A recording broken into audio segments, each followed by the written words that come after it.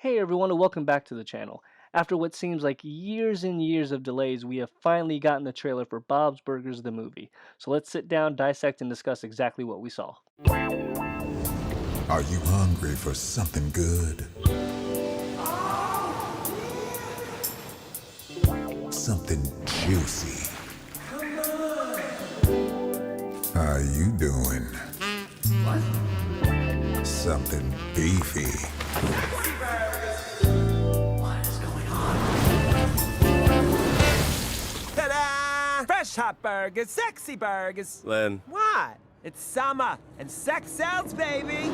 We start off with shots of real burgers being cooked over what can only be described as sexy music, intercut with clips of Linda saying things like sexy burgers and oh yeah and come on, and Bob exclaiming what and what's going on.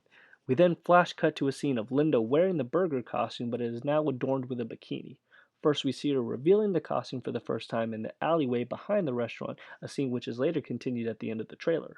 Then cut to Linda, Bob, and Teddy out in front of Wonder Wharf, who are celebrating their Octo Wharfiversary with a sign that proclaims 80 years of this and free popcorn, half price rides. The restaurant's makeshift cart is parked in front of the Wonder Wharf, and Linda is advertising sexy burgers while Bob cooks the burgers on the cart. We see the Wonder Wharf Wonder Dog Stadium in the background for what I believe is the first time. Big things are coming for summer, Tina. Take off those bulky jeans to be more aerodynamic. Oh, you're doing it already. Great. Big things like that heat rash you get sometimes? Bigger. We see the children at the restaurant with Tina proclaiming that big things are coming for summer Tina. We cut to a dream where we see Tina riding Jericho, her imaginary horse, and we can only hope is voiced by Paul Rudd. But this time we also see Jimmy Jr., who is also riding a horse. Tina tells him that he should take off his bulky jeans to be more aerodynamic, but Jimmy is well ahead of her and already has his pants around his ankles. But who is the horse that Jimmy's on? We've only seen Tina have one imaginary horse. Will we learn the bigger backstory to Jericho? Is he part of a larger group of horses? We see an explosion at the new food cart for Bob's Burgers, and we see a very familiar sign that reads Bob Burger. This, of course, is a name that Teddy thinks is Bob's full name, and we finally get an answer to what exactly that pin that was recently released from Toddland is all about. Stay low, follow my lead. Come see!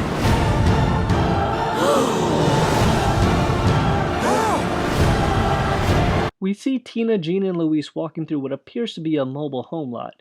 Note the ornate design on this piece of paneling, the lights and the stars on this tarp above this house, and what appears to be push carts perhaps for snow cones or cold drinks. Very carnival-like if you ask me.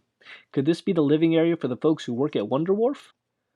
We see Teddy run in yelling for Bob and Linda to come see something, but if you take a look in the reflection of the window, you see what appears to be a large mound of dirt. Presumably, this is here to fill the large sinkhole that has formed in front of the restaurant or dirt that has been removed from the sinkhole. Cut back to the trailer park where we see the folks who live there all gathered around a small pool filled with rubber duckies, and they appear to be in shock over something. Now we know from the synopsis that the kids are working to solve a mystery. Is this part of that mystery? Do the ducks lead to a large prize that could save the family? Do they point to the culprit? Perhaps the carnies are unaware that the games are rigged and the kids show them that they are indeed rigged, which surprises them all. Who knows? How about what? Just the gasp is great, thank you. Like this? I think we got it. That last one was good. We finally see the sinkhole for the first time. We see Tina holding a camcorder, Louise clutching her glowing coochie copie and has tied a rope around her waist, and the other end is tied to the metal grate tree brace. Why not tie it to the electrical post, though? It seems a lot more sturdy. Gene is then seen practicing his gasps. Why is Louise going into the sinkhole? Why is Tina filming it? Perhaps there is some kind of evidence that ties the mystery to the sinkhole, and Louise wants to get down there and retrieve it and wants Tina to document it?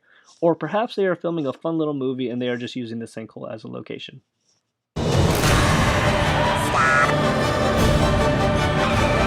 We then see quick cuts of Mr. Fischoeder turning the nipples on Poseidon's statue to presumably open a hidden passageway.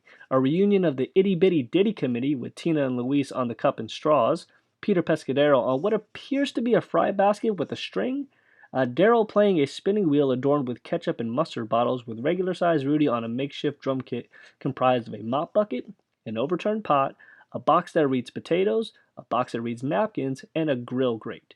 Gene is the front man, of course, can be seen holding Gene is the front man and can be seen holding the same item that he was building earlier in the trailer, so perhaps that is some kind of instrument or a voice manipulator that Gene uses while performing. We see a shot of the robot, but this does not appear to be the robot from Centipede or the drawing of Ken, so we're not exactly sure where the robot's from. We see a UFO then zipping away after the itty bitty ditty performance. We also see a shot of the kids in a car with Calvin and Felix driving through what appears to be a warehouse full of old carnival rides and attractions, and once again, we see another rubber ducky.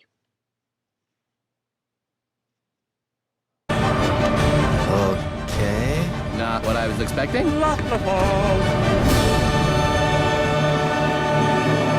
I'm the marketing department. I took Gene's burger suit, let out the crotch a little bit, and bam. A burger with a bikini on it? Yeah. I get it. No questions from this guy.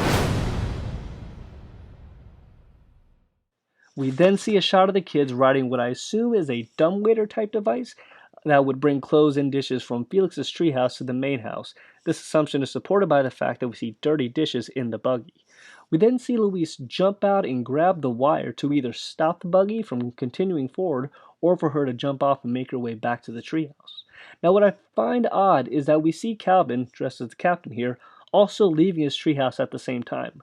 Now the kids don't seem to be too concerned about getting caught, so it's safe to assume that Felix knows they are there. Perhaps the shot is from after he caught them going through his treehouse?